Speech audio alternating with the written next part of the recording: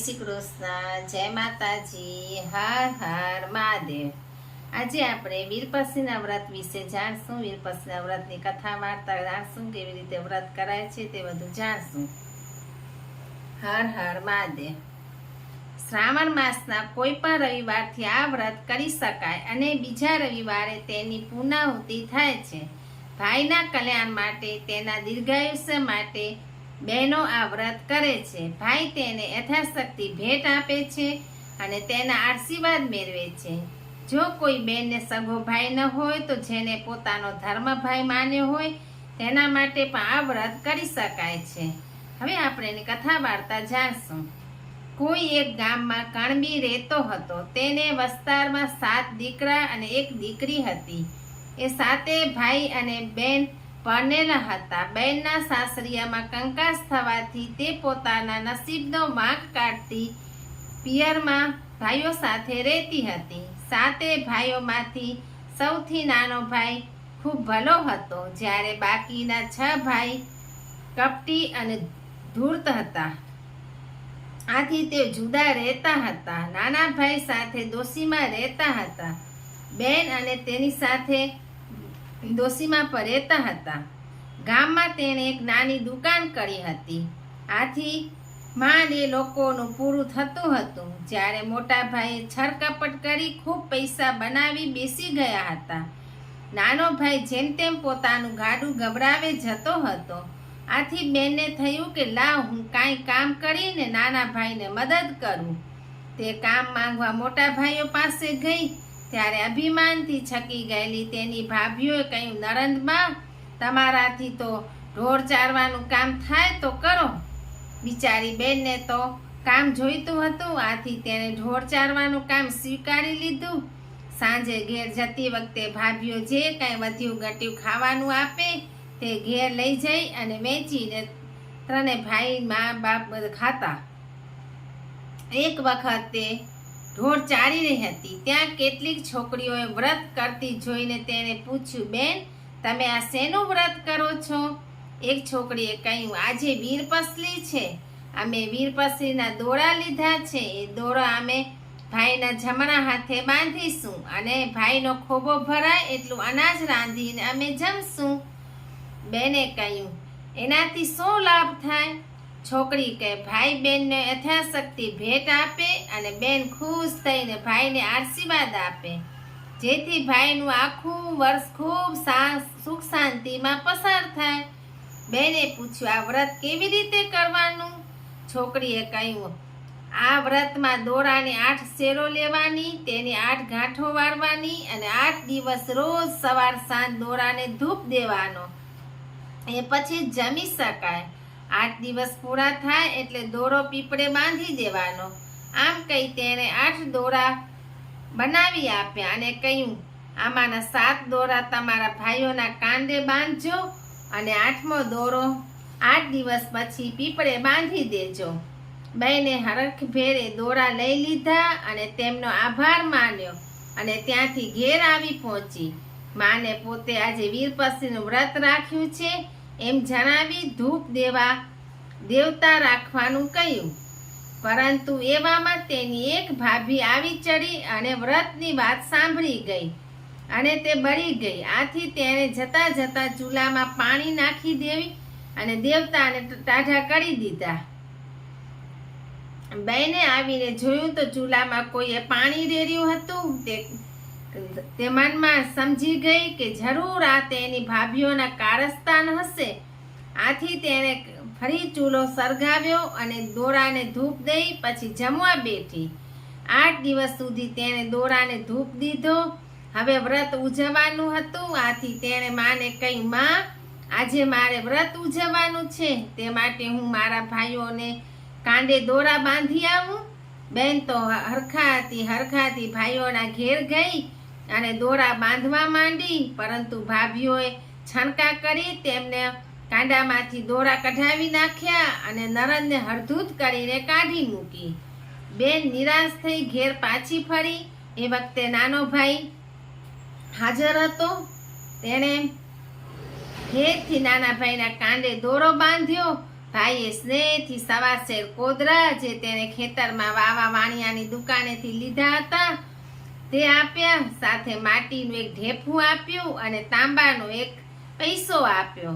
બેને ભાઈના ઓવારના લેતા કહ્યું, ભાઈ, કોદરા એ મારે મન કમોદ છે, માટીનું ઢેફું એ ઘોળ છે અને તાંબાનો પૈસો એ રૂપિયા છે. મારી જાયા ભાઈના પ્રેમ આગળ લાખ રૂપિયા પણ વિસાતમાં નથી, માટે તું ઓછું જરાય ના આણીશ. એવામાં એક ચમત્કાર થયો. આંગણામાં પડેલા એક ખાટલા પર તેનો પતિ આવીને બેઠો હતો. ઘણા વર્ષે તે આજે તેને તેરવા માટે આવ્યો હતો. માને થયું કે સાસરે જતી દીકરીને કંઈક આપવું જોઈએ, પણ એની પાસે આપવા જેવું કંઈ પણ ન હતું. આથી તે મોટા દીકરાઓની વહુઓને કહેવા ગઈ. તેમણે પોતાના ઉતરેલા સાડલાની પોટલી સાસુમાને આપતા કહ્યું, નણંદબાને અમારા તરફથી આ ભેટમાં આપજો. સાસુએ ખુશ થઈને પોટલી લઈ લીધી અને ઘેર આવી તેણે પોટલી પોતાની દીકરીને આપી દીધી. જમાઈ દીકરીને લઈને ચાલતો થયો. નાના ભાઈ તથા માં તેને ગામના પાદર સુધી વરાવી આવ્યા. વર બહુ ચાલતા ચાલતા એક તળાવ પાસે આવી પહોંચ્યા. વહેલી સવારે નાયા ધોયા વગર નીકળ્યા હતા. આથી બહુને નાવાનું મન થયું. તે તળાવના કિનારે નાવા ગઈ. નાયા પછી તેને વર પાસે સાડલો માંગ્યો. વરે પેલી પોટલી છોડી તો અંદર જાત જાતના રંગબેરંગી સાડલા હતા. આથી તેને કહ્યું, કયા રંગનો સાડલો આપું? આ સાંભળી વહુ વિચારમાં પડી. તેને થયું, ભાભીઓએ પોટલીમાં ચિથરા જેવા સાડલા મૂક્યા હશે, તેથી પોતાનો પતિ આ મસ્કરીમાં બોલતો હશે. પણ ના, તેને જોયું તો ત્યાં જાત જાતના સાડલા હતા. તેને બીજી પોટલી છોડીને જોયું તો નાના ભાઈએ આપેલો તાંબાનો પૈસો સોનામોર બની ગયો, માટીનો ઘોર બની ગયો અને કોદરાની કમોદ બની ગઈ. તે મનમાં સમજી ગઈ કે આ તો બધો રૂરો પ્રતાપ એના વ્રતનો છે. વર તો બિચારો આભો બનીને આ બધું જોઈ રહ્યો હતો, પરંતુ વહુને તેના વ્રતના પ્રભાવની ખબર પડી ગઈ હતી. ત્યાર પછી તેને વરને સોનામોર આપીને ગામમાં ખાવાનું લેવા મોકલ્યો. એટલામાં ફરી એક ચમત્કાર થયો. તળાવના કિનારે સરસ મજાનું ભવ્ય મકાન બની ગયું.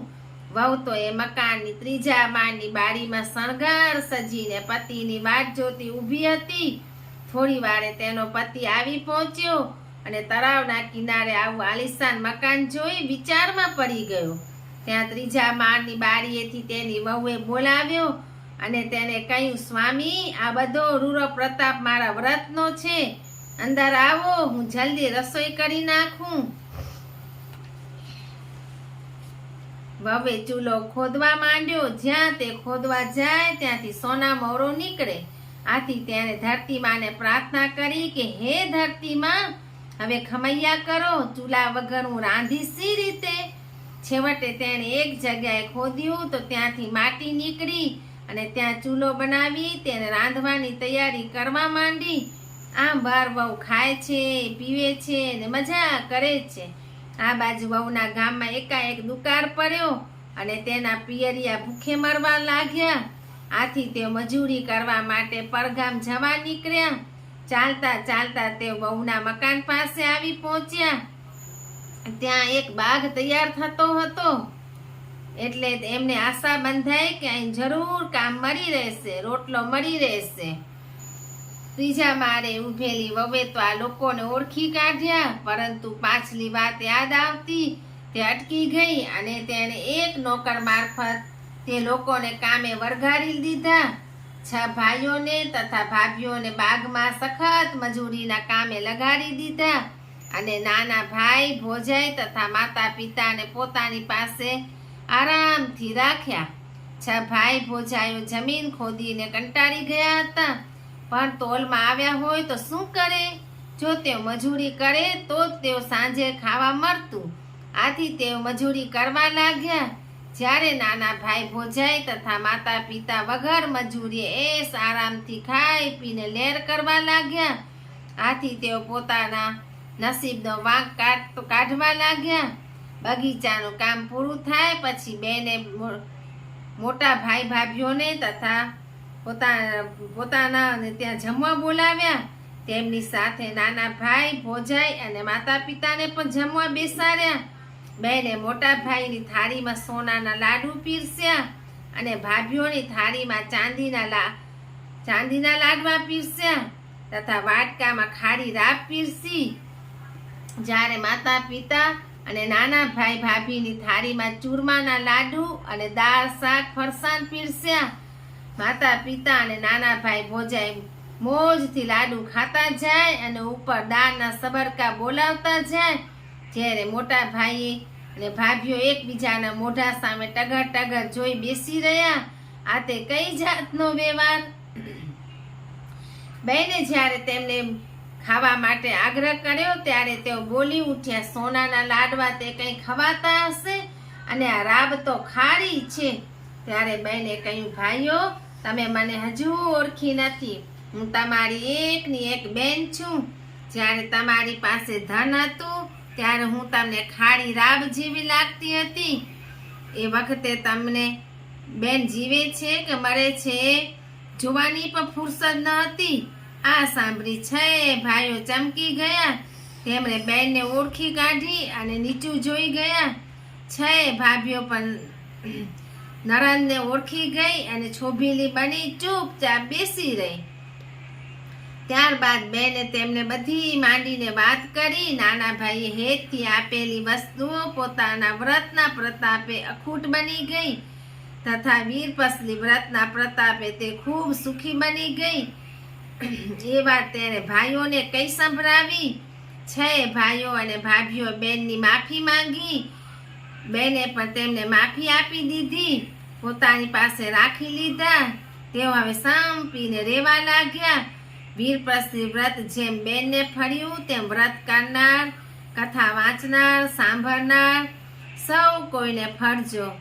હર હર મહાદેવ. ઓમ નમઃ શિવાય.